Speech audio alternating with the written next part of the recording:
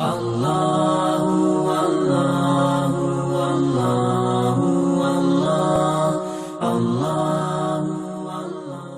عباده الذين اصطفى أما بعد أعوذ بالله من الشيطان الرجيم بسم الله الرحمن الرحيم إنا عرضنا الأمانة على السماوات والأرض والجبال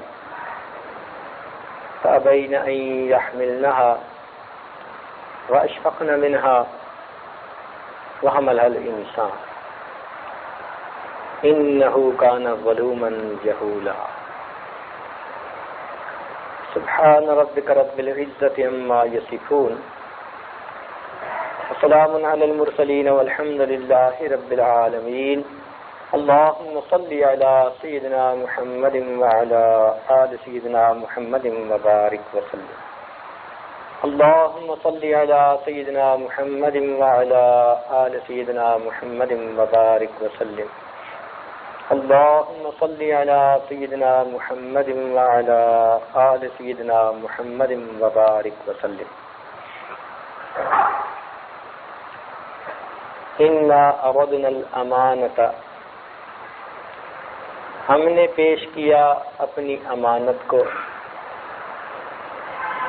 علی السماوات آسمانوں پر والارض اور زمین پر والجبال اور پہاڑوں پر فابین ان یحملنها ان سب نے اس بار امانت کو اٹھانے سے معذرت کر دی کہ یہ ہمارے بس سے باہر ہے، ہم کمزور ہیں، ہم سے آپ کی خلافت کا بوجھ نہیں اٹھایا جا سکتا۔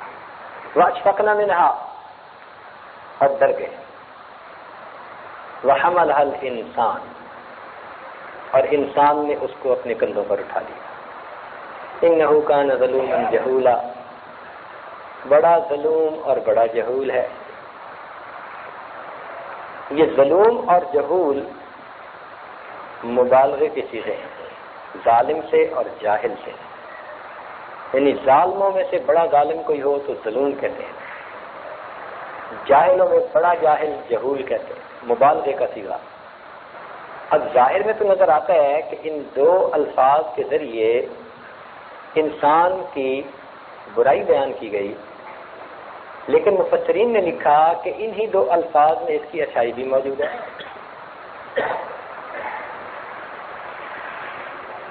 انہی دو الفاظ میں اس کی اچھائی بھی موجود ہے۔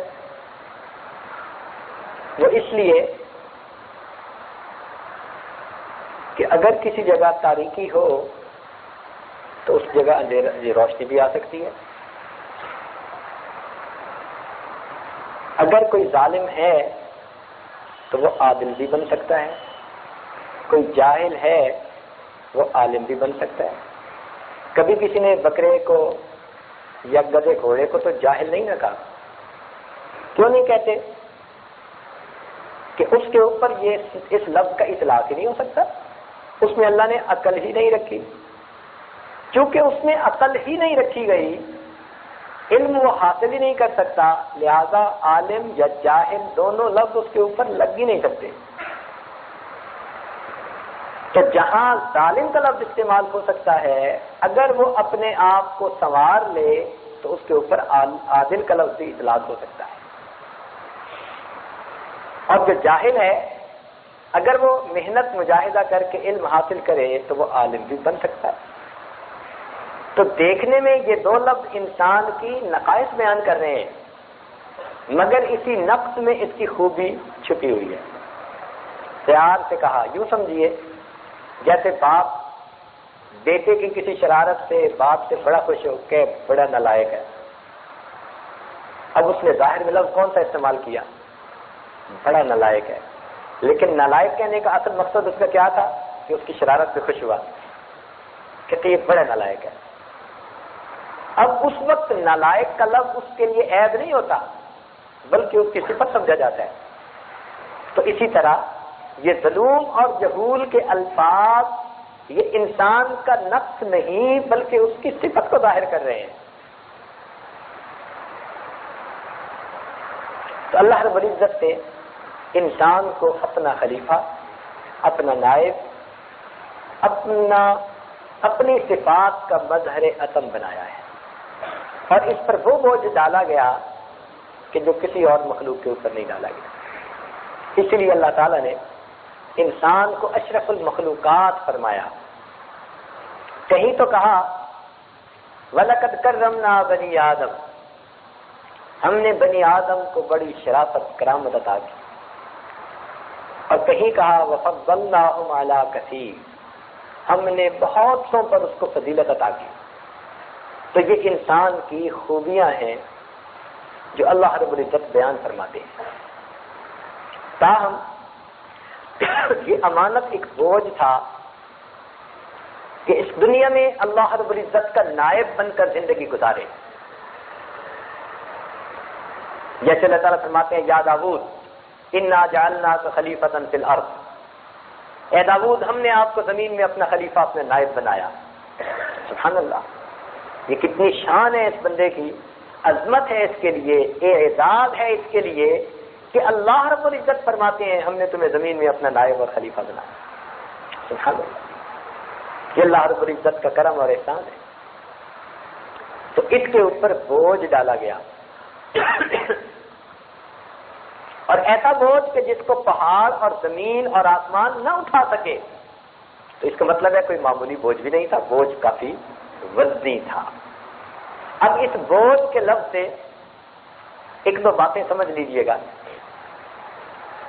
کہ جب کسی پر بوجھ لادا جاتا ہے تو اس کا لحاظ بھی رکھا جاتا ہے۔ جب کسی پر بوجھ لادا جاتا ہے تو اس کا لحاظ بھی رکھا جاتا ہے۔ جس مالک کا گدھا بوجھ اٹھانے والا ہو تو مالک کو اسے چارہ ڈالتے ہوئے کوئی تنگی نہیں ہوتی۔ جو گھوڑا سواریوں کا بوجھ کھینچنے والا ہو، مالک کو اسے گھاس کھلاتے کوئی دکھ نہیں ہوا کرتا، وہ کہتا ہے یہ میرا بھاگنے والا گھوڑا ہے۔ تو اصول کی بات یہ ہے کہ جب کسی پر بوجھ ڈالا جائے اور وہ بوجھ کو قبول کر لے، اٹھا لے، تو اٹھانے والے کو انعام دیا جاتا ہے، اس کی رعایت کی جاتی ہے، اس کا خیال رکھا جاتا ہے۔ اب شریعت کا یہ اصول سامنے رکھ لیجئے تو بات سمجھ میں آ جائے گی کہ اللہ رب العزت نے گدھے کو پیدا ہی کیا بوجھ اٹھانے کے لیے۔ گدھے کا اور کوئی مقصد نہیں، فقط بوجھ کا اٹھا کر ایک جگہ سے دوسری جگہ پہنچانا۔ تو جب گدھے کو پیدا ہی اس لیے کیا، اب گدھے کے گوشت کو انسان کے لیے حرام کر دیا، کوئی بندہ اس کو حلال نہیں کر سکتا۔ کیوں؟ بوجھ اٹھانے کے لیے پیدا کیا تھا۔ ایک طرف بوجھ ڈالتے اور دوسری طرف چھری پھیرتے، وہ کہتا میرے ساتھ انصاف کہاں کا کہ میں ایک کام آتا ہوں اور اوپر مجھ پر چھری پھیری جاتی ہے۔ تو حسن دیکھیے شریعت کا کہ اگر اس پر بوجھ لادنے کا کام لیا گیا تو اب اس پر چھری پھیرنا منع فرما دیا، کیونکہ اس نے بوجھ اٹھانا ہے، اس کا مقصد بوجھ کا اٹھانا ہے، اس لیے اس کو رعایت دے دی گئی۔ اور دیکھیے باندی وار پرزنر عورت ہوتی ہے جو اسلام کے خلاف جنگ کے اندر آئی، شامل ہوئی اور گرفتار ہوئی، وہ باندی بن جاتی ہے۔ آج کے دور میں تو ان کو بہت کڑی سزائیں دی جاتی ہیں، کھانے میں ان کو ایسے ایسے کیمیکل دیے جاتے ہیں کہ وہ بالکل پاگل بن جاتے ہیں، ان کی زندگی کسی کام کی نہیں رہتی۔ لیکن اسلام نے اس کا اچھا حل بتایا، لہذا غلام اور باندی یہ مستقل ایک مسئلہ ہے، اتنا حسین حل دنیا میں کوئی دوسرا پیش نہیں کر سکا۔ تو باندی اگر کسی کے پاس ہو اور وہ اس کو نہیں سپورٹ کر سکتا تو اجازت ہے کہ اب اس باندی کو آپ دوسرے کو دے دیں اور اس کے بدلے کچھ پیسے دے سکتے ہیں۔ تو شریعت نے اس بات کی اجازت دی تاکہ ایک آدمی بوجھ نہیں اٹھا سکتا، سپورٹ نہیں کر سکتا تو وہ دوسرے کو دے دے۔ اور باندی سے شریعت نے مرد عورت کے جو تعلقات ہیں ان کی بھی اجازت دے دی۔ او ما ملکت ایمانکم، قرآن پاک کا حکم ہے۔ لیکن شریعت کا حکم دیکھیے کہ حکم دیا اگر باندی کسی مرد سے حاملہ ہو جائے گی، اب یہ بندہ اس باندی کو آگے بیچ نہیں سکتا. کیوں؟ اس باندی نے اس کے حمل کا بوجھ اٹھا لیا. باندی نے اس مرد کے حمل کا بوجھ اٹھا لیا. اب جب بوجھ اٹھا لیا تو اب اس کی رعایت ہو گئی. اب اس کو تم بیچ نہیں سکتے. جب بھی تم اپنے سے دور کرنا چاہو گے اسے آزاد ہی کرنا پڑے گا. تو ایک اصولی بات سامنے آئی کہ جب کوئی بھی بوجھ اٹھاتا ہے اس کا حق بن جاتا ہے، اس کی رعایت کرنی ہوتی ہے.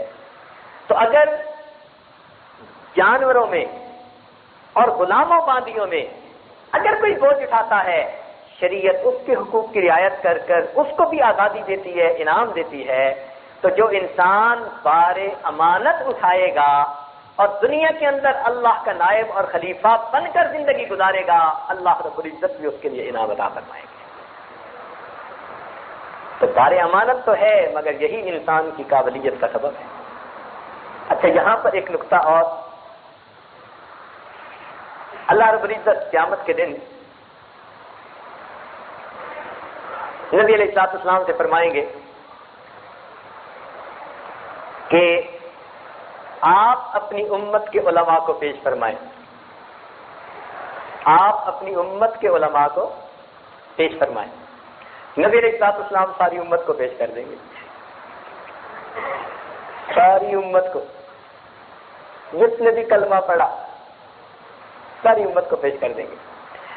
اللہ تعالیٰ پوچھیں گے کہ میرے محبوب، اعلان تو تھا کہ علماء کو پیش کیجیے، اور آپ نے سارے کلمہ گو جتنے بھی تھے سب کو آپ نے کہا کہ یہ علماء ہیں.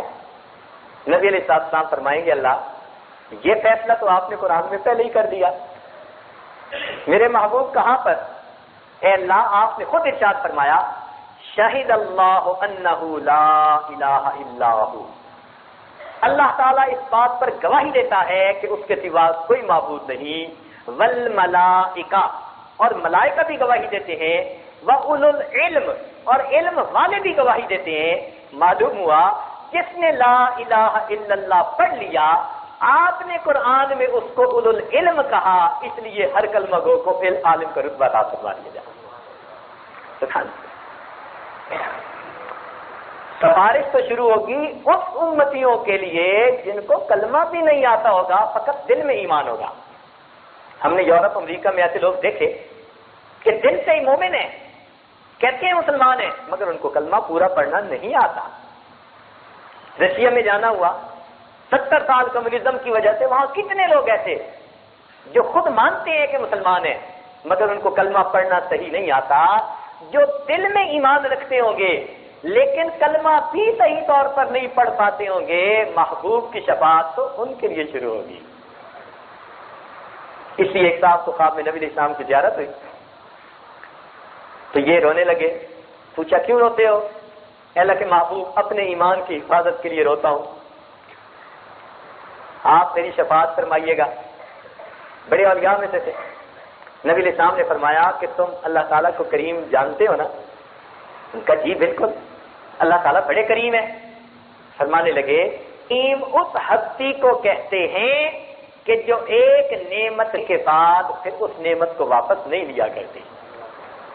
تو جب تم نے اللہ کو کریم مانا تو اگر اس نے تمہیں ایمان دیا ہے تو تم تسلی رکھو وہ تمہیں ایمان سے محروم نہیں فرمائے گا. اب تو میں میری شفاعت تو گناہگاروں کے لیے رہنے دو. جو اصل بات کہنی تھی، یہ تو درمیان میں بات آ گئی. اصل بات کہنی تھی کہ جب یہ بخشے جائیں گے اور ایسے لوگ ہوں گے کہ ان کا عمل بس واجبی سا ہوگا، پورے شریعت کا پتہ ہی نہیں ہوگا ان کو، اپنی طرف سے نمازیں پڑھ لیتے ہوں گے مگر ان کی نمازیں بھی سادی سی ہوں گی، علم نہیں ہوگا ان کے پاس. اللہ تعالیٰ کے محبوب ان کے لیے شفاعت کریں گے اور ان کی شفاعت کرتے کرتے اللہ تعالیٰ ان کو بھی جنت عطا فرما دیں گے. پھر ایک موقع آئے گا اللہ رب العزت کو خود پیار آئے گا، اللہ تعالیٰ کو خود پیار آئے گا. جیسے دکاندار سودا دینے لگتا ہے نا تو جتنا تولنا ہو وہ تول کے پھر اوپر سے ڈال دیتا ہے کیونکہ سخاوت ہوتی ہے اس میں. تو اللہ تعالیٰ کو خود پیار آئے گا اللہ تعالیٰ فرمائیں گے میرے محبوب اس وقت دوسرے انبیاء کی امتیں بھی کھڑی دیکھ رہی ہیں، آپ کی امت کا ابھی کچھ حساب باقی ہے، ان کو جتنے درجے دیے ابھی ان کو درجے اس سے بھی اوپر کے ملنے چاہیے۔ نبی علیہ السلام بھی پوچھیں گے اے اللہ آپ کی رحمت سے یہ درجے اور ملے تو اس سے اچھی کیا بات؟ تو پوچھیں گے کہ اللہ وہ درجے کیسے ملنے؟ اللہ تعالیٰ فرمائیں گے کہ میرے محبوب شریعت کا یہ حکم ہے، مثال سمجھ لیں کہ اگر میں کسی سے طے کر لوں کہ بھائی 1 من بوجھ اپنی گاڑی میں مجھے فلاں جگہ پہنچاؤ، 100 میں آپ کو ریال دوں گا، لیکن بوجھ من کی بجائے 1.5 من ہو جائے تو جو اوپر کا بوجھ ہوگا اس کا ضمان دینا پڑے گا۔ بات سمجھ میں آتی ہے نا؟ ایڈیشنل بوجھ ہے نا، ایڈیشنل بوجھ ہو گیا نا کہ بھئی طے تو 1 من ہوا تھا اور آپ نے 1.5 من رکھ دیا، اب جو اوپر کا پلس بوجھ ہے بھئی اس کے ایکسٹرا پیسے دیجئے، اس کو ضمان کہتے ہیں، زیادہ دینا۔ تو جب نبی علیہ السلام پوچھیں گے اللہ میری امت کو اور رتبے کیسے ملنے ہیں، اللہ تعالیٰ فرمائیں گے میرے محبوب ہم نے تو آپ پر نمازوں میں فقط فرض کا بوجھ رکھا تھا، ہم نے تو آپ پر نمازوں میں فقط فرض کا بوجھ رکھا تھا، آپ نے سنتیں بھی اس میں شامل کر لی، نوافل بھی اس میں شامل فرما دیے، اور آپ کی وجہ سے آپ کی امت نے سنت اور نوافل بھی ادا کر دیے۔ یہ بوجھ ہماری طرف سے نہیں تھا، یہ ایڈڈ بوجھ رکھا گیا، اس کا ضمان میرے ذمہ ہے، میں پروردگار آج اس کا بھی آپ کی امت کو اجر عطا فرماتا ہوں۔ پھر اللہ رب العزت ان سنتوں اور نفلوں کو بہانہ بنا کر اپنے محبوب کی امت کو بہتر بھی عطا فرمائیں گے کہ دوسرے انبیاء بھی اس پر حیران ہو جائیں۔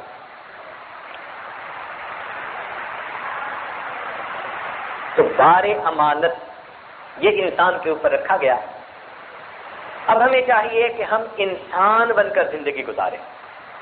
کئی مرتبہ انسان شکل کا انسان، اندر کا حیوان، حیوانوں سے بھی بدتر، بہت بگڑ جاتا ہے یہ بندہ۔ اس لیے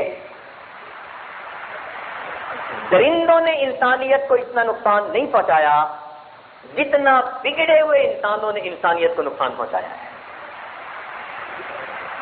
جنگل کے جانوروں نے اتنے انسانوں کو قتل نہیں کیا جتنا بگڑے ہوئے انسانوں نے اپنے ہاتھوں سے دوسروں کو قتل کیا ہے۔ تو معلوم ہوا انسان جب بگڑتا ہے تو درندوں اور جانوروں سے بھی بدتر بن جاتا ہے۔ 3 گناہ ایسے ہیں کہ جن کے بارے میں فرمایا کہ یہ سب گناہوں کا ماخذ بن جاتے ہیں۔ اگر ان 3 گناہوں سے بندہ بچ جائے تو باقی سب اس کی تفصیلات ہیں۔ ایک گناہ ہے شہوت، ایک ہے غضب، غصہ، اور ایک ہے تکبر۔ 3 گناہ، ایک ہے شہوت، دوسرا غصہ اور تیسرا تکبر۔ یہ 3 گناہ بنیادی گناہ ہیں۔ اسی لیے خانقاہ میں جب کوئی بندہ آتا ہے تو شیخ کی نظر اس کی شخصیت پر ہوتی ہے کہ بنیادی اس میں گناہ کون سا ہے، اور اس کی ایک نظر ججمنٹ کر لیتی ہے کہ اس میں بنیادی اس کی پرسنالٹی میں یہ چیز ہے۔ اب باقی تفصیلات ہوتی ہیں، وہ بتائے نہ بتائے ان کو پہلے سے ہی اس فریم کا پتہ چل جاتا ہے۔ یہ کوئی علم غیب نہیں ہوتا، یہ فراست ہوتی ہے۔ اتقوا فراست المؤمن فإنه ينظر بنور اللہ۔ مومن کی فراست سے ڈرو، اللہ کے نور سے دیکھتا ہے۔ اس کی مثال یوں سمجھ لیجیے کہ ہم سب جا رہے ہوں، کچھ اور لوگ بھی ساتھ شامل ہوں، تو ہماری نظر میں تو الحمدللہ بھائی سب نیک، اچھے اور پاک ہیں، لیکن اگر کوئی پولیس والا ہوگا نا تو وہ ان میں سے ایک آدمی پہ نظر رکھ لے گا، کہے گا یہ ٹھیک نہیں ہے، اور واقعی اس بندے کی چال بتائے گی کہ وہ بندہ ٹھیک نہیں، وہ کرمنل ہے۔ تو جس طرح ایک پولیس والے کو اپنے تجربے کی بنیاد پر فہم مل جاتی ہے کہ بندے کو دیکھتے ہی پہچانتا ہے کہ اس کی چال ٹھیک نہیں، اسی طرح اللہ والوں کو بھی روحانیت کی دنیا میں محنت کرتے کرتے اللہ تعالیٰ ایسی فراست دے دیتے ہیں کہ ان کو بھی بندے کی حقیقت کا ادراک ہو جاتا ہے، پتہ چل جاتا ہے۔ اس لیے کوئی بندہ یہ نہ سوچے کہ میں شیخ کو میٹھی میٹھی باتیں بتاتا رہوں گا اور ان کو حقیقت کا پتہ نہیں چلے گا. آج تو وقت ایسا آ گیا کہ خواب بھی سناتے ہیں تو اس کا وہ حصہ جو ان کی نظر میں اچھا ہوتا ہے اور جو اپنی نظر میں خواب کا حصہ برا ہوتا ہے وہ گول سمجھتے ہیں شیخ سے بھی ٹھگی کر لیں گے. یہ کیسے ہو سکتا ہے بھائی؟ سمجھے؟ اللہ رب العزت ان کے دلوں میں ایسی باتیں ڈال دیتے ہیں. یہ اللہ تعالیٰ کی طرف سے فراست ہوتی ہے. فراست کے بارے میں چلیں، بات چل گئی. ایک دو واقعات آپ کو سناتا چلوں. حضرت عمر رضی اللہ عنہ کا دور خلافت ہے. سیدنا علی کرم اللہ وجہ رات کو سوئے ہوئے ہیں اور خواب میں ان کو نبی علیہ الصلوۃ والسلام کا دیدار نصیب ہوا. یہ واقعہ البدایہ والنہایہ میں لکھا ہوا ہے، سند کے ساتھ کہہ رہا ہوں. خواب میں دیدار ہوا اور کیا دیکھا کہ نبی علیہ الصلوۃ والسلام نے نماز پڑھائی اور حضرت علی عنہ نے پیچھے نماز پڑھی. اب دیدار کی اپنی خوشی، پیچھے نماز پڑھنے کی دگنی خوشی. نماز پڑھ کر اللہ کے محبوب مصلی پر مقتدیوں کی طرف منہ کر کے بیٹھ گئے. اتنے میں ایک عورت آئی پردہ نشین اور اس نے ایک تھال نبی علیہ السلام کو کھجوروں سے بھرا ہوا تحفے کے طور پر پیش کیا. نبی علیہ السلام نے قبول فرما لیا اور اس میں سے 2 کھجوریں آپ نے حضرت علی عنہ کو بھی دی. اب جب انہوں نے کھائیں تو بڑی لذیذ، بڑی مزیدار، بس مزہ آ ہی رہا تھا کہ اتنے میں آنکھ کھل گئی. اب خواب میں ان کو 3 خوشیاں ملی. نبی علیہ السلام کا دیدار نصیب ہوا، آپ کے پیچھے نماز کی سعادت نصیب ہوئی اور آپ کے ہاتھوں سے وہ کھجوریں لے کر کھانے کا شرف نصیب ہوا. چنانچہ آپ اٹھ کر تہجد پڑھنے لگے. فجر کا وقت ہو گیا. فجر کی نماز پڑھنے کے لیے آپ مسجد نبوی میں تشریف لائے. حضرت عمر رضی اللہ عنہ نے آ کر امامت کی. مگر حیران کن بات یہ تھی کہ خواب میں جو صورتیں نبی علیہ السلام نے پڑھی تھیں عمر بن الخطاب نے بھی وہی صورتیں پڑھی. جب نماز پڑھا لی تو مقتدیوں کی طرف وہ بھی اپنا رخ کر کے بیٹھ گئے. اللہ تعالیٰ کی شان دیکھیے کہ ایک خاتون اس وقت ایک ٹوکری کھجوروں کی بھری ہوئی لائی. کہنے لگی امیر المومنین آپ کی خدمت میں تحفہ پیش کرنے کے لیے لائی ہوں. انہوں نے قبول کر لیا اور انہوں نے 2 کھجوریں اس میں سے اٹھا کر حضرت علی عنہ کو دے دی. حضرت علی عنہ نے ان کو کھایا. وہ بڑی مزیدار تھی. جب کھایا تو جی چاہا کہ اور بھی ہوں تو آپ نے کہا امیر المومنین مجھے کچھ اور بھی دیجیے. تو جب آپ نے کہا کہ کچھ اور بھی دیجیے تو عمر رضی اللہ عنہ مسکرائے، فرمانے لگے اگر خواب میں آپ کو نبی علیہ السلام نے اور دی ہوتی تو میں بھی اور دے دیتا. یہ فراست ہوتی ہے. اللہ تعالیٰ دلوں میں یہ باتیں ڈال دیا کرتے ہیں. ہم چونکہ گناہوں بھری زندگی گزارتے ہیں، ہمارے لیے ان باتوں کو سمجھنا ذرا مشکل ہے. ان سے پوچھئے جو اپنے آپ کو اللہ کے حوالے کر چکے، اب پروردگار ان کے دل کو آئینے کی مانند بنا دیتے ہیں، بالکل آئینے کی مانند.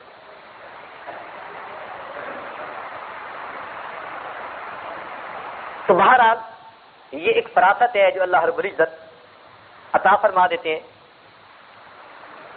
تو شیخ کے پاس جب سالک آتا ہے تو شیخ پہلی نظر ڈال کر یہ دیکھتا ہے کہ اس بندے کے اندر 3 بنیادی گناہوں میں سے کون سا گناہ ہے.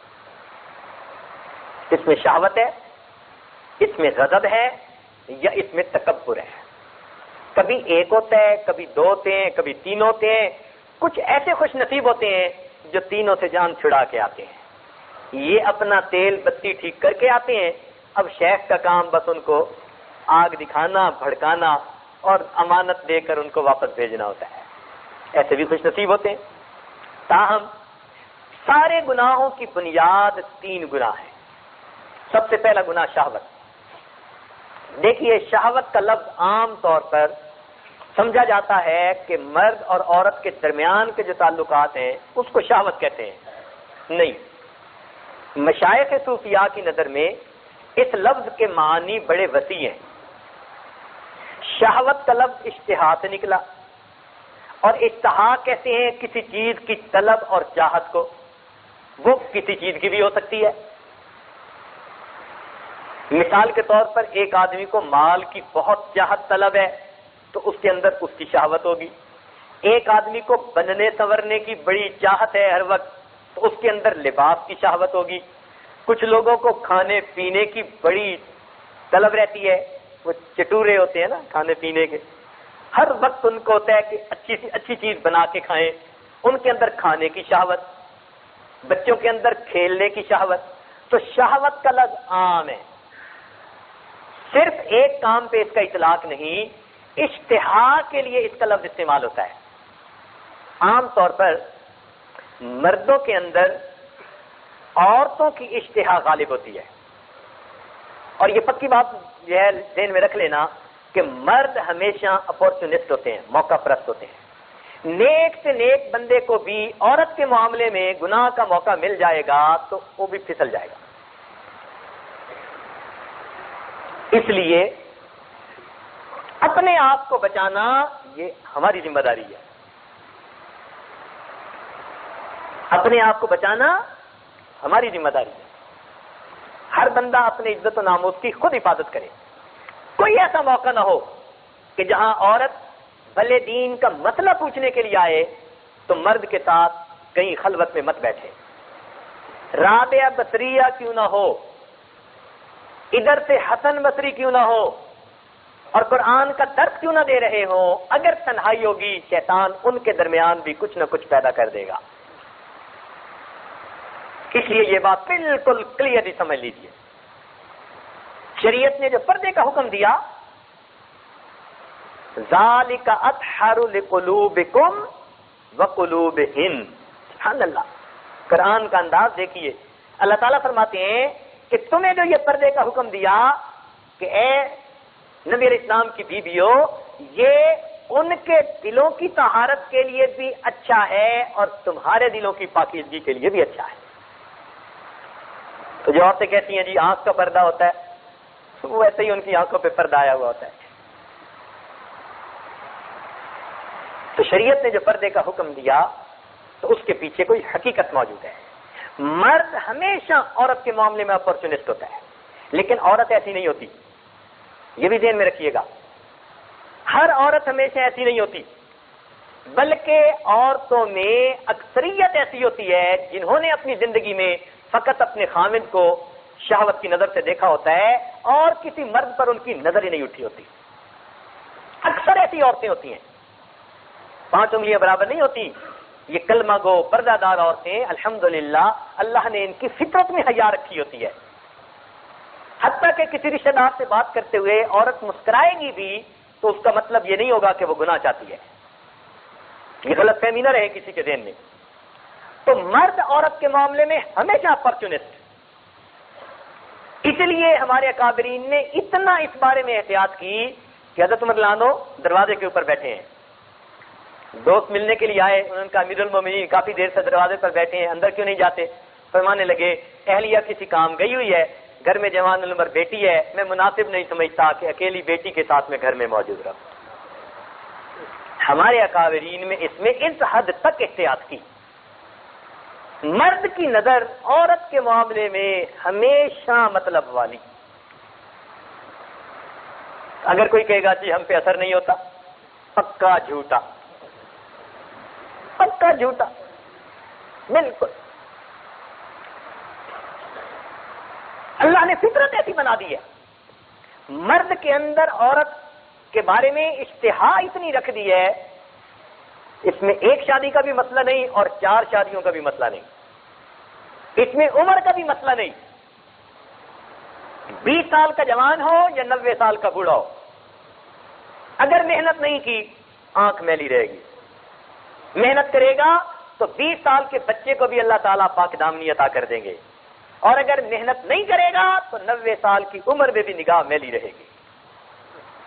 اس حاجت کے پاس ایک آدمی آیا، اس کے پورے جسم پر مجھے کالا بال نظر نہیں آتا تھا، آنکھوں سے رویا، کہنے لگا دعا کیجئے موت سے پہلے پہلے میں غیر محرم پر حریص نظر سے بچ جاؤں.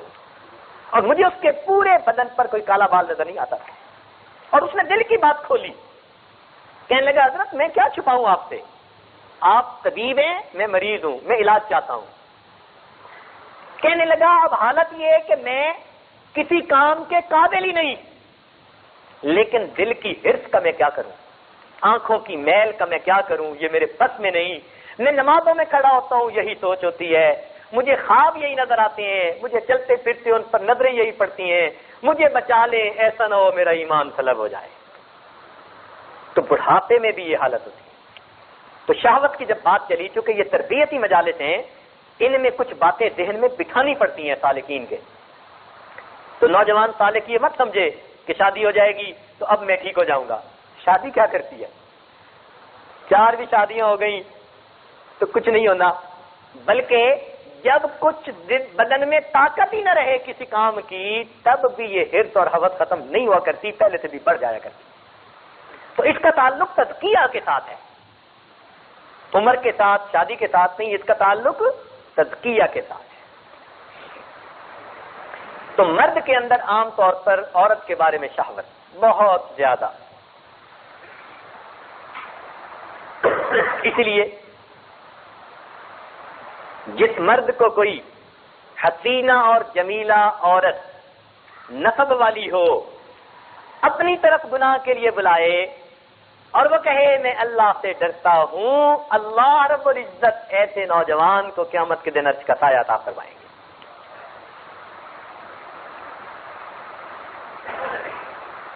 تو ایک بات تو یہ، اور دوسری بات یہ ذہن میں رکھیے کہ عورت کے اندر مرد کی اشتہا نہیں ہوتی، بلکہ عورت کے اندر فطرت میں اللہ تعالیٰ نے زیب و زینت کی اشتہا رکھی ہوتی ہے. چنانچہ وہ کپڑے جوتی کے پیچھے دیوانی، اس کا دل کرے گا آج جو کپڑے پہنے ہیں نا بس کل نئے پہنوں، جو ڈیزائن میں پہنوں ایسا ڈیزائن کسی کے پاس نہیں ہونا چاہیے. کپڑے بنوائے گی تو چھپا چھپا کے رکھیں گی، پہننے سے پہلے کسی عورت کی نظر نہ پڑ جائے.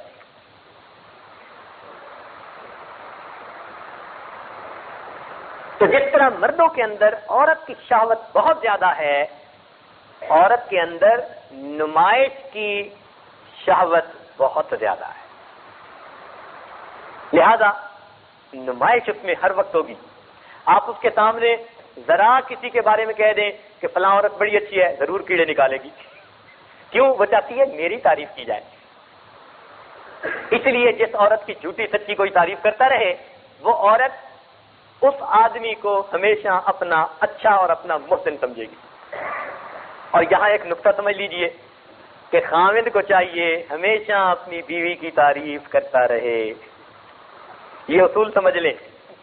اگر آپ تعریفیں نہیں کرتے تو سمجھ لیں کہ آپ کی بیوی کبھی بھی شیطان کے ہتھے چڑھ سکتی ہے. یہ مشائخ کی لکھی ہوئی بات ہے. اس کی تعریف کرتے رہیں. آخر اچھے کام بھی تو کرتی ہے نا، بھائی وقت پہ کھانا دیتی ہے، بچوں کا خیال رکھتی ہے، گھر کا خیال کرتی ہے، رشتہ داروں کے ساتھ جن سے ہم چاہتے ہیں اچھا سلوک رکھیں وہ اچھا سلوک رکھتی ہے. یہ کتنی اچھائیاں ہیں، تو ہم ان کی اچھائیوں پہ تعریف ضرور کرتے رہیں. عورت ہمیشہ اس کی متمنی رہتی ہے میرے خاوند کی زبان سے میری تعریف ہو. اور جب خدمت کر کر کے بھی خاوند کی زبان سے کوئی الفاظ نہیں نکلتے، ذرا سی بات پہ سڑی ہوئی بات کرتا ہے میں نے دوسری شادی کر لینی ہے، تو پھر عورت مایوس ہو کے سمجھ لیتی ہے کہ اس کے ساتھ میری زندگی کا گزارا نہیں. جوان لڑکیاں اپنے لیے پھر دوسرے راستے ڈھونڈنے شروع کر دیتی ہیں. سمجھے؟ اس لیے بیوی کی تعریف کرنے میں ہمیشہ فراخ دل ہونا چاہیے.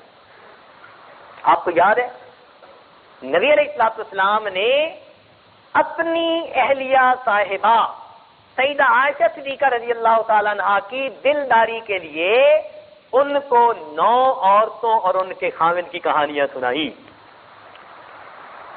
شاہ الاولاک ہیں، سید الاولین ہے.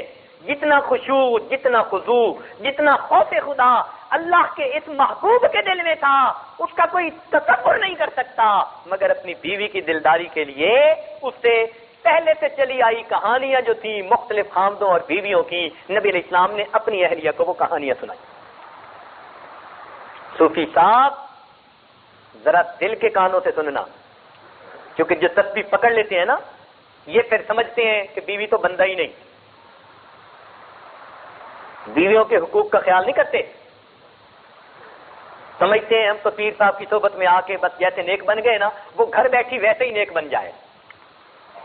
بھئی آپ نے صحبت پائی، باتیں سنی، توجہات لی، اس بیچاری کو بھی اگر یہ ساری چیزیں ملتی وہ بھی نیک بن جاتی. لیکن نہیں، ہم سمجھتے ہیں بس ہم چونکہ بدل گئے اس کو آٹومیٹک بدل جانا چاہیے. ایسے نہیں ہوتا. تو گھر کے اندر گھرداری کے کچھ اصول ہوتے ہیں, اس کا لحاظ خیال کرنا پڑتا ہے.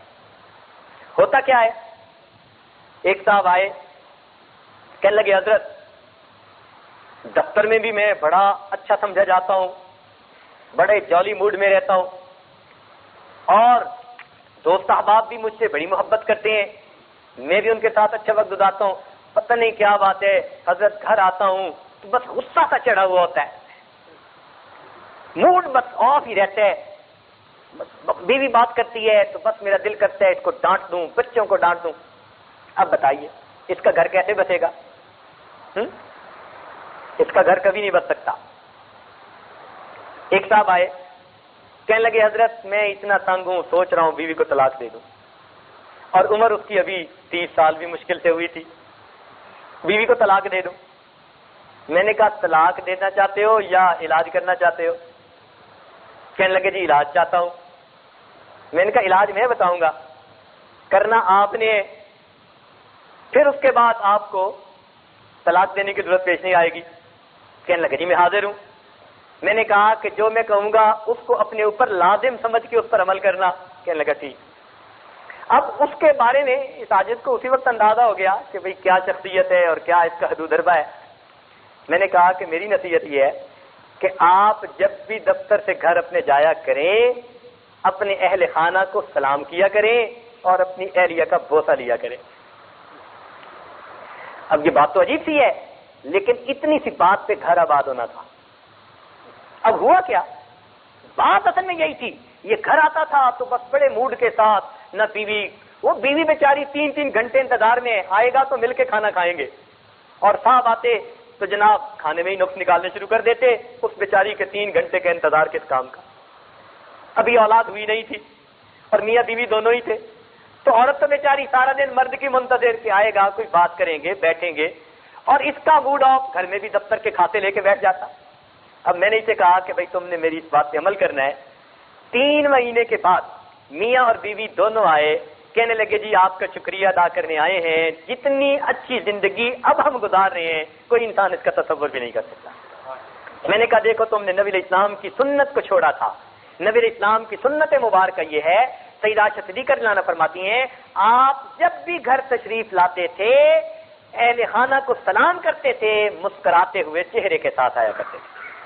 اب ہم میں سے کتنے ہیں جو گھر میں داخل ہوتے ہیں مسکراتے ہوئے چہرے کے ساتھ؟ یہ بھی تو سنت ہے, اور پکی سنت ہے, کوئی شک نہیں ہے, اس کی روایت پکی موجود ہے. تو چونکہ ہم نبی علیہ السلام کی سنتوں کو چھوڑ بیٹھتے ہیں تو کہیں نہ کہیں پھر اس کی جو ہے گھر کے اندر پریشانیاں بن جاتی. تو اس لیے خاوند کو چاہیے کہ گھر آئے تو نبی علیہ السلام کی سنت یہ ہے اہل خانہ کو سلام کہے اور مسکراتے ہوئے چہرے کے ساتھ گھر میں داخل ہو, گویا اپنی بیوی بچوں کے ساتھ اچھا سلوک کرے. ایک حدیث سن کر پھر بات آگے چلتی ہے, سنیے اور ذرا دل کے کانوں سے سنیے کہ نبی علیہ الصلوۃ والسلام کی یہ حدیث مبارک ہے. فرمایا جب کوئی خاوند اپنی بیوی کو دیکھ کر مسکراتا ہے اور بیوی اپنے خاوند کو دیکھ کر مسکراتی ہے, اللہ تعالیٰ ان دونوں کو دیکھ کر مسکراتے ہیں. اور گندگی, فحاشی, برائی کا علاج یہی ہے, گھر میں محبت و پیار سے رہیں. جب آپ گھر میں جتنا محبت و پیار سے رہیں گے نا, غیر محرم سے آپ کی نظر اتنی ہٹتی چلی جائے گی. یہ غیر محرم پر نظر اس لیے پڑ رہی ہوتی ہے کہ گھر میں وہ محبت نہیں دیتے جو دینی چاہیے, حرص بھری نگاہیں پڑتی پھر رہی ہوتی ہیں. اللہ رب العزت اس بات کو پسند کرتے ہیں. خیر ازدواجی زندگی کے بارے میں تو ابھی عنوان ہے نہیں. ایک مرتبہ شکاگو میں ایک ساجد نے نکاح پڑھایا اور پھر ازدواجی زندگی کے اوپر کچھ انگلش میں بیان کیا. اس کا نتیجہ یہ نکلا کہ 3-4 بوڑھے بوڑھے سفید بالوں والے آئے, کہنے لگے حضرت عمر گزر گئی, ہمیں تو شریعت کے یہ مسائل کبھی کسی نے سمجھائے ہی نہیں تھے, آج آپ کے کہنے پر سمجھ آئے, ہمیں اجازت ہے ہم اب نئے سرے سے شادی کر لیں.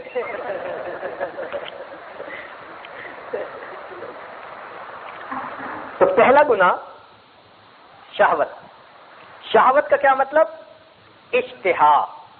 تو مرد کے اندر اللہ رب العزت نے فطرتاً عورت کی طرف اشتہا زیادہ رکھ دی, اور عورت کے اندر اللہ تعالیٰ نے فطرتاً نمود و نمائش کی اشتہا زیادہ رکھتا ہے. لہذا عورت کو اگر بن سنور کے بے پردہ باہر نکلنے کی اجازت ملے، وہ ہر قسم کے خامد کے پاس رہنے کو تیار ہے، اس کی خواہش پوری ہو رہی ہے.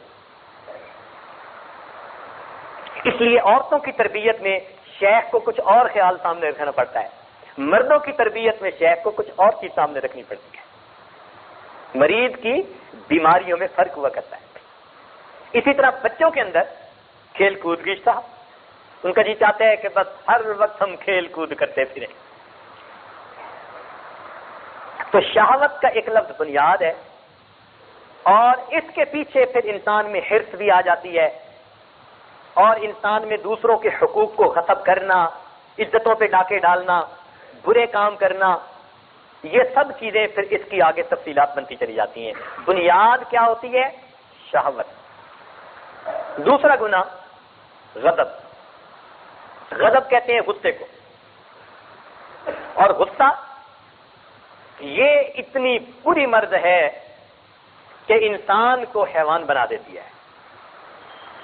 جتنے گھر برباد ہوتے ہیں، کوئی گھر خوشی کی حالت میں برباد نہیں ہوتا، سب غصے میں. یہ جتنی طلاقیں ہوتی ہیں، کبھی خوشی میں کسی نے طلاق دی، آ کے کہتے ہیں حضرت بس میں غصے میں طلاق دے بیٹھا. تو بھائی کبھی کسی نے خوشی میں بھی طلاق دی تو ہمیشہ غصے میں ہی جاتی ہے. تو غصہ انتہائی برا. غصے کی وجہ سے بندہ بعض اوقات زبان سے ایسے کلمے کہہ دیتا ہے کہ بسا اوقات وہ کلمات کفر ہونے کی وجہ سے یہ اسلام سے خارج ہو جاتا ہے.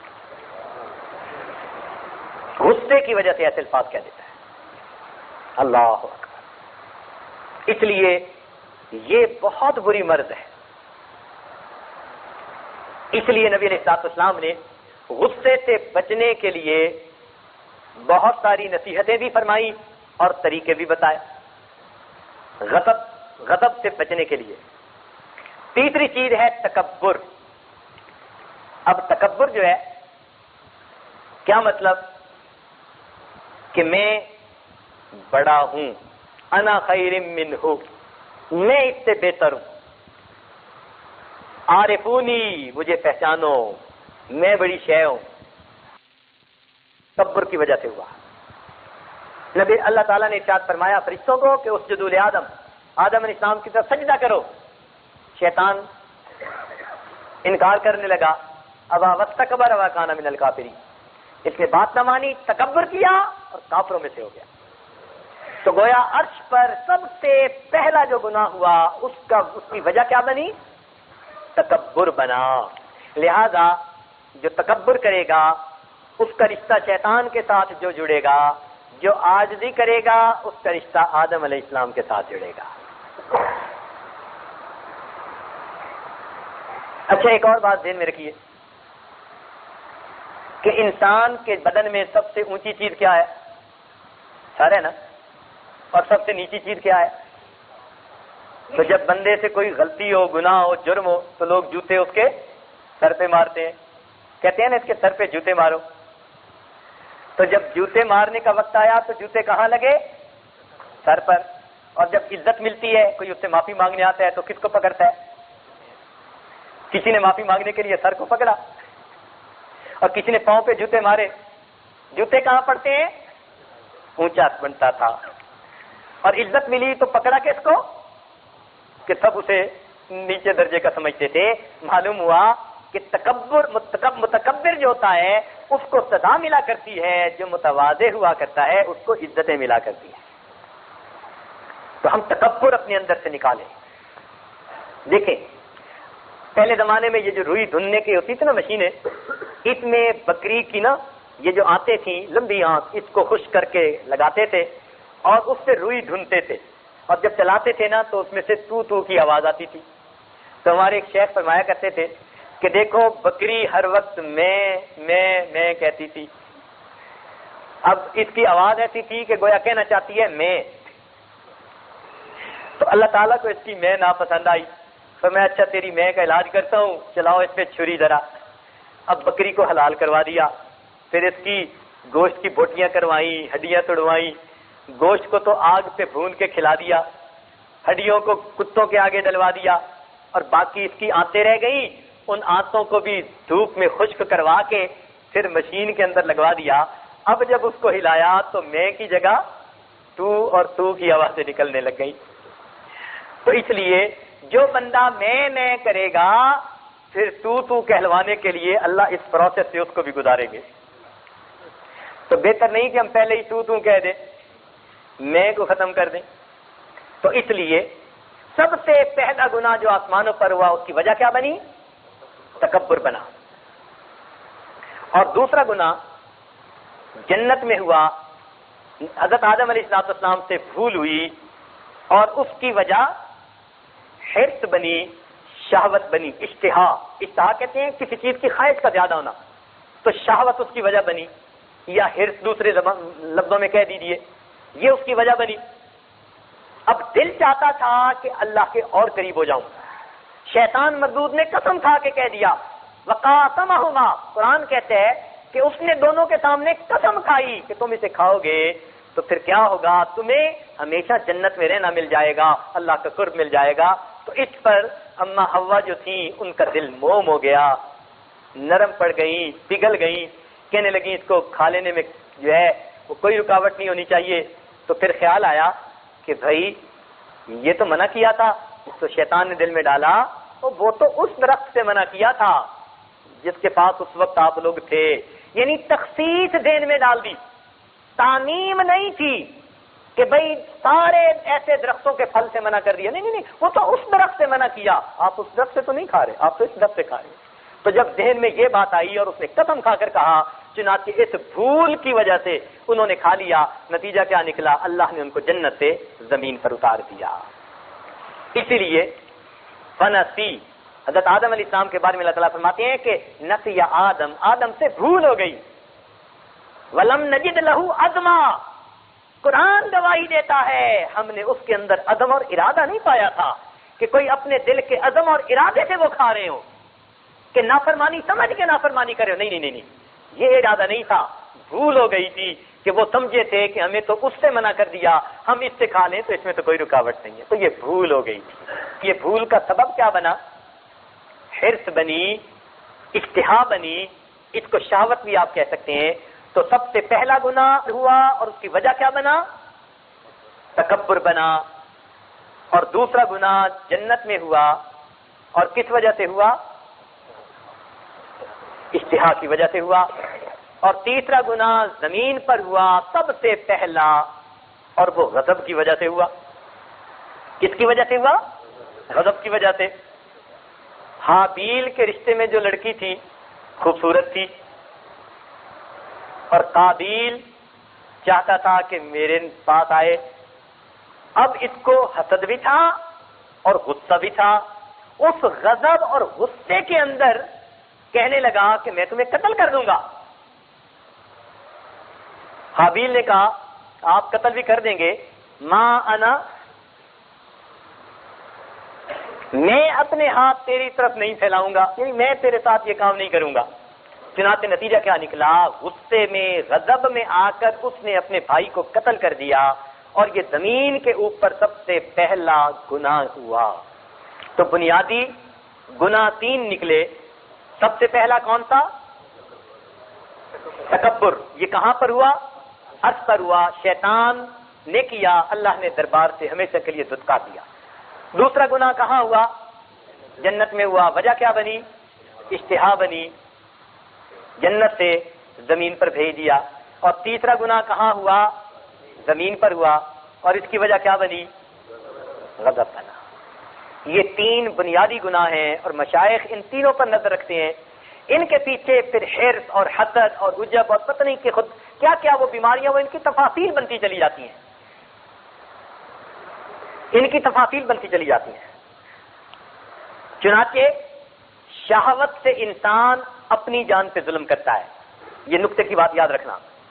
شہوت کے ذریعے انسان اپنی جان پہ ظلم کرتا ہے. غضب کے ذریعے انسان دوسروں کی جان پر ظلم کرتا ہے. اور تکبر کی وجہ سے انسان شرک اور کفر کا مرتکب ہوتا ہے. شہوت کی وجہ سے انسان اپنی جان پہ ظلم کرتا ہے غضب کی وجہ سے انسان دوسروں پر ظلم کرتا ہے، اور تکبر کی وجہ سے انسان شرک اور کفر کا مرتکب ہوتا ہے۔ لہذا شہوت کی وجہ سے انسان میں بخل اور حرص پیدا ہوتی ہے، غضب کی وجہ سے خود بینی پیدا ہوتی ہے، خود پسندی پیدا ہوتی ہے، اور تکبر کی وجہ سے اس میں بدعات پیدا ہو جاتی ہیں کہ جو بات کر دی چاہے وہ دین میں بدعت ہے، اب پیچھے نہیں ہٹنا، سمجھانے والے لاکھ سمجھائیں ہم نے نہیں ہٹنا۔ اس لیے بدعات میں انسان چلا جاتا ہے، دین کی حدود سے باہر نکل جاتا ہے۔ لہذا اصولی بات یاد رکھیں کہ جس میں شہوت ہوگی، اگر یہ بندہ اللہ تعالیٰ سے معافی مانگ لے گا، اللہ تعالیٰ اس کے گناہوں کو معاف فرما دیں گے۔ جس بندے میں غضب ہوگا، اگر جس نے جن پر ظلم کیا ان سے معافی مانگ لے گا تو یہ گناہ معاف فرما دیا جائے گا، لیکن تکبر کی وجہ سے جو گناہ ہوگا اللہ نے ان کے لیے معافی ہرگز نہیں کی۔ اس لیے شرک جو ہے، فرمایا ان اللہ لا یغفر ان یشرک بہ ویغفر ما دون ذلک لمن یشاء، ہر گناہ کو چاہیں گے معاف کر دیں گے مگر شرک کو کبھی معاف نہیں کریں گے، ہر گناہگار کو معاف کر کے جنت بھیجیں گے۔ فرمایا لا يدخل الجنہ من کان فی قلبہ مثقال ذرۃ من کبر، جس کے اندر ذرہ کے برابر بھی تکبر ہوگا اس کو جنت میں ہرگز داخلہ نصیب نہیں ہوگا۔ تو شہوت کے ذریعے انسان اپنی جان پہ ظلم کرتا ہے، غضب کی وجہ سے انسان دوسروں پر ظلم کرتا ہے، تکبر کی وجہ سے انسان شرک و کفر کا مرتکب ہوتا ہے۔ لہذا شہوت کو گناہ خود معافی مانگے گا اللہ معاف فرما دیں گے، غضب کے گناہ حقوق والوں سے معافی مانگے گا اللہ معاف فرما دیں گے، مگر تکبر کے گناہ معافی مانگنے پر بھی معاف نہیں ہوں گے۔ یہ ایسا بڑا گناہ ہے، کفر اور شرک کا ارتکاب انسان کر لیتا ہے، پھر اللہ تعالیٰ کے ہاں اس کی معافی نہیں، سوائے اس کے کہ موت سے پہلے پہلے یہ اس تکبر سے معافی مانگ کر اپنے اندر عاجزی پیدا کر لے۔ اللہ نے موت تک دروازہ کھلا رکھا، موت کے بعد اس بندے کے لیے کوئی معافی نہیں ہے۔ اس لیے ان تین بنیادی گناہوں سے ہمیں بچنے کی ضرورت ہے۔ اب حسد اور حرص اور وہ چیزیں ذیلی چیزیں ہیں، انشاءاللہ ان عنوانات پہ بات ہوتی رہے گی، کیونکہ حسد آج کل بہت زیادہ بڑھتا جا رہا ہے، توبہ توبہ۔ اس لیے اس عنوان پر بھی انشاءاللہ کسی محفل میں بات کریں گے۔ یہ اتنا برا گناہ ہے کہ کسی آدمی نے ایک کہانی بنائی ہوئی ہے، مجھے تو وہ کہانی جھوٹی لگتی ہے، لیکن بات سمجھانے کے لیے بڑی عجیب ہے جھوٹی، لیکن بات سمجھانے کے لیے وہ بڑی عجیب ہے۔ تو کہانی بنانے والے نے یوں بنائی کہ ایک آدمی نیکی کرنے کے لیے غار میں پہنچ گیا، بڑی عبادت، لا الہ الا اللہ، سبحان اللہ، اللہ اللہ، بہت عرصہ اس نے مجاہدہ کیا، حتیٰ کہ ایک وقت آیا کہ اس کو اللہ تعالیٰ کی طرف سے اشارہ ملا کہ تم جو دعا مانگو گے تمہاری دعا قبول ہو جائے گی۔ چنانچہ سے دعا مانگی، اللہ بس مجھے روز پکا ہوا کھانا مل جائے جیسے من و سلوہ ملا تھا بنی اسرائیل کو، تو اے اللہ ہمیں بھی اسی طرح مائدہ مل جائے، انزل علینا مائدۃ من السماء، تو اس لیے میں آپ کی یاد میں لگا رہوں گا۔ دعا قبول ہو گئی، چنانچہ اس کو کھانا ملنا شروع ہو گیا۔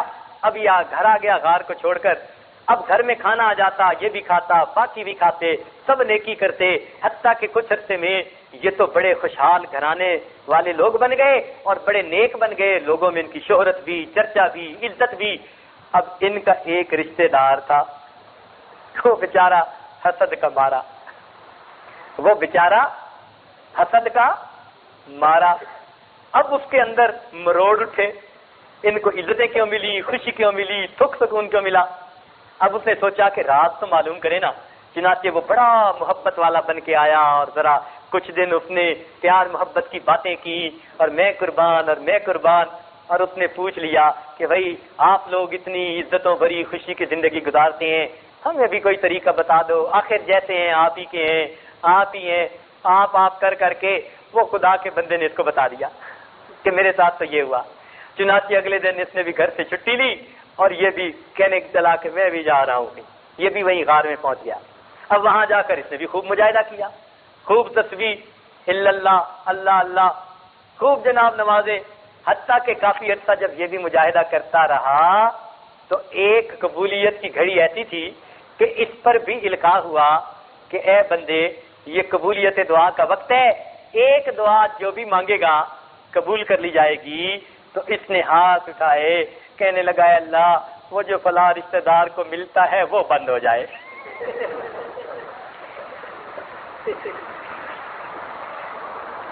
اس کو حسد کہتے ہیں. یعنی یہ نہیں مانگا کہ مجھے بھی مل جائے, نہیں, جو اسے مل رہا ہے نا وہ بند ہو جائے. اللہ رب العزت ہمیں حسد سے محفوظ فرما دے. چونکہ وقت کافی ہو چکا, آج اس بات کو یہیں پر چھوڑتے ہیں, انشاءاللہ یہیں سے آگے پھر لے چلیں گے. تھوڑی دیر کے لیے مراقبہ کر لیجئے, آنکھوں کو بند کر لیجئے, سر کو جھکا لیجئے. دنیا اور جو کچھ دنیا میں ہے اس سے ہٹ کٹ کے اللہ تعالیٰ کی یاد میں ڈوب جائیے. اللہ کو اپنا بنا لو, اللہ کو اپنا بنا لو, اللہ کو اپنا بنا لو. یہ زندگی ایک مہلت ہے, روٹھے ہوئے رب کو منا لو, اللہ کو اپنا بنا لو. اب سب رشتوں کو چھوڑو, اللہ سے رشتہ جوڑو. اب سب رشتوں کو چھوڑو, اللہ سے رشتہ جوڑو. ہر غیر سے اب ہٹ کٹ کے اللہ سے لو لگا لو, اللہ کو اپنا بنا لو. اللہ کو اپنا بنا لو, اللہ کو اپنا بنا لو, اللہ کو اپنا بنا لو. اللہ سے غفلت کیسی, اللہ سے دوری کیسی. اللہ سے غفلت کیسی, اللہ سے دوری کیسی. اب سب وردوں کو چھوڑو, اللہ کو ورد بنا لو, اللہ کو اپنا بنا لو. اللہ کو دل میں بسا لو, اللہ کو دل میں بسا لو, اللہ سے لو لگا لو. لا الہ الا اللہ محمد رسول اللہ. سبحان ربی العلی الوہاب. اللہم صلی علی سیدنا محمد وعلی آل سیدنا محمد وبارک وسلم. ربنا ظلمنا انفسنا وان لم تغفر لنا وترحمنا لنكونن من الخاسرین. رب کریم ہمارے گناہوں کو معاف فرما, ہماری خطاؤں سے درگزر فرما. اے مالک ہماری اصلاح فرما, صحیح معنوں میں ہمیں انسان بنا. اے اللہ ہمیں صحیح معنوں میں انسان بنا. اے اللہ ہمیں انسانیت والی زندگی نصیب فرما. رب کریم برے اخلاق ہم سے دور فرما, اخلاق حمیدہ نصیب فرما. اے مالک ہمیں اپنی محبت والی زندگی نصیب فرما. رب کریم ہماری نگاہوں کو پاک فرما, ہمارے دلوں کو صاف فرما, ہمارے سینوں کو اپنی محبت سے لبریز فرما.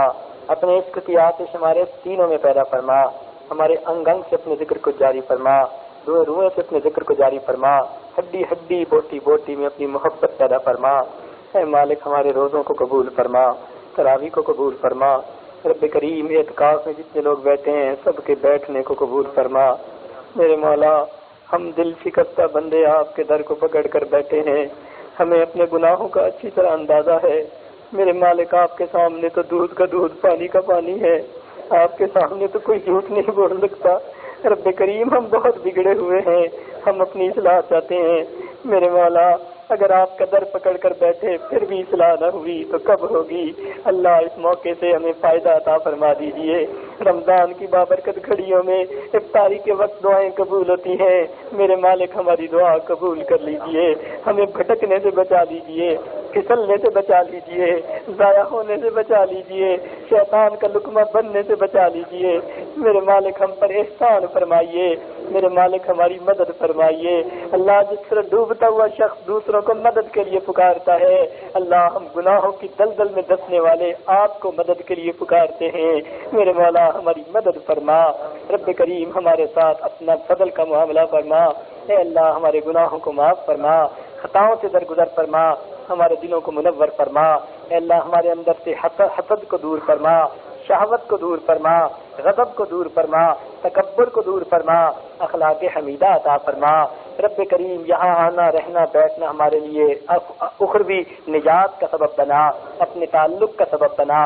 جن دوست احباب نے دعاؤں کے لیے کہا یا عورتوں نے پیغامات بھجوائے، اللہ سب کی نیک حاجات کو پورا فرما۔ جو دوست کہنا چاہتے تھے نہیں کہہ سکے، اللہ ان کی بھی حاجات کو پورا فرما۔ ہمارے والدین عزیز اقارب مشائخ جو دنیا سے رخصت ہو چکے، اللہ ان کی مغفرت فرما۔ جن کی آپ نے مغفرت کر دی، قرب کے اعلیٰ درجات عطا فرما۔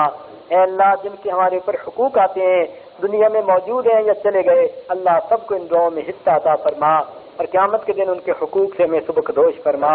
ربنا تقبل منا انك انت السميع العليم تب علينا انك انت التواب الرحيم صلى الله تعالى على حبيبه سيدنا محمد وآله وأصحابه أجمعين برحمتك يا أرحم الراحمين۔